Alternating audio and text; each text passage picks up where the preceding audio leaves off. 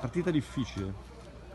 Direi molto, ma era nei pronostici che non sarebbe stata una passeggiata, perché comunque le nostre gare singolarmente non sono mai delle passeggiate, soprattutto per una squadra neopromossa che sconta anche l'inesperienza della categoria, ma che comunque ha sempre dimostrato nei periodi difficili di tirarsi su e comunque di aumentare la concretezza durante le prestazioni. Quindi per questo io sono molto fiero dei miei ragazzi, abbiamo chiuso l'anno bene e niente, adesso andiamo a festeggiare giustamente questa prima parte meritata.